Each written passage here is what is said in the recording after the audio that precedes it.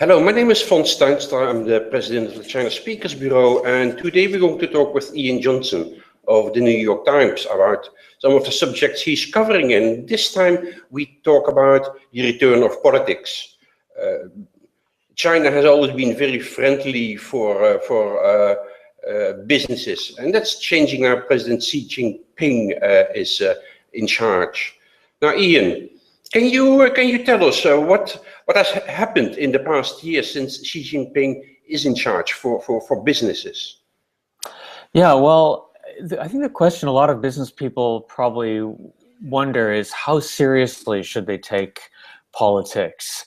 In China, since the Deng Xiaoping era in the 1980s, there's been a fairly consistent political situation, which has been that the government has been authoritarian, as we know, but it's pursued economic reforms. And this has been the case from Deng Xiaoping to Jiang Zemin to Hu Jintao and then to Xi Jinping.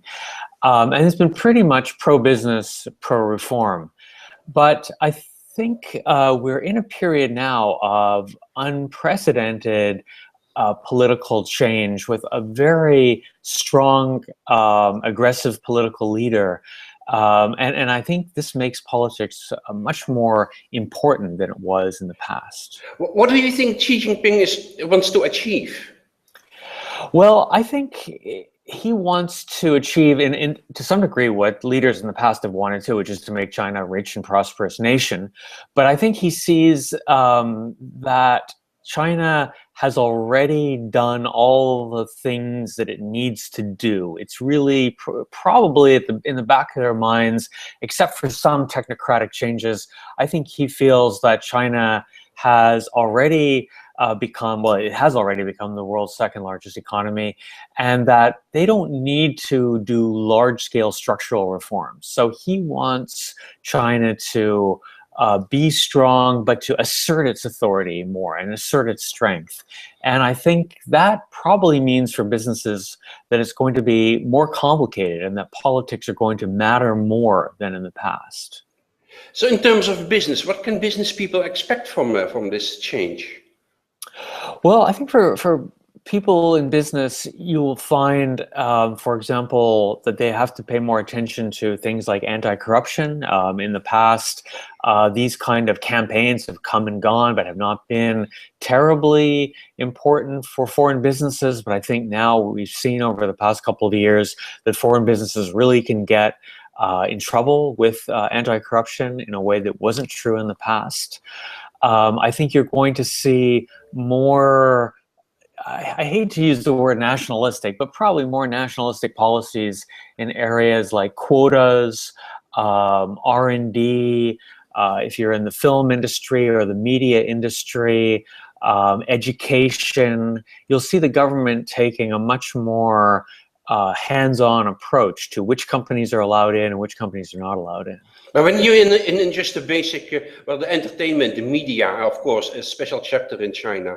If you are just in, say, banking, what are the Chinese banks? Banks have never been very strong in China, the foreign banks, compared to their domestic competitors. What's going to happen in the competition between domestic and foreign companies? I think you'll see in the banking sector, I think it'll be harder.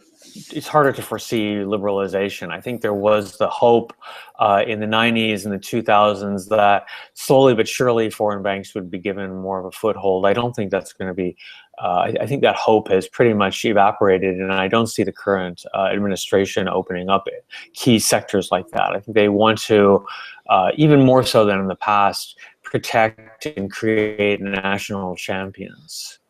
So I think we'll see this also, for example. There will be more challenges for companies to come into China. Yeah, I think so, and I think that's why you have to pay attention to politics. I mean, I think that's why probably big foreign companies already have somebody like a government relations person, but those kind of people are going to be more important. And getting the politics, the political analysis right is more than just some sinological exercise or some hobby thing you might do just to sort of stay in touch. I think it'll be absolutely crucial, especially, for example, say you're in a sector that touches on state-owned enterprises, and a lot of sectors do, mining, minerals, natural resources. Again, I don't think the government's going to be reforming state-owned enterprises in a meaningful way to allow more competition, more private competition, either inside China or from foreign companies. So trying to figure out what government policy is going to be in specific sectors is more important now than ever. Yeah. What's going to mean the return to politics, as you call it? What's going to mean for the outbound Chinese investments?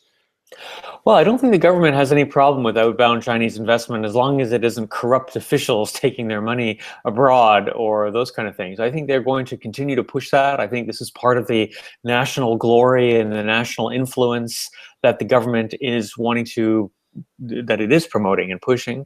So as we'll see this positively. So I think for outbound investment, it's good. It's a good news story if you're involved in those areas.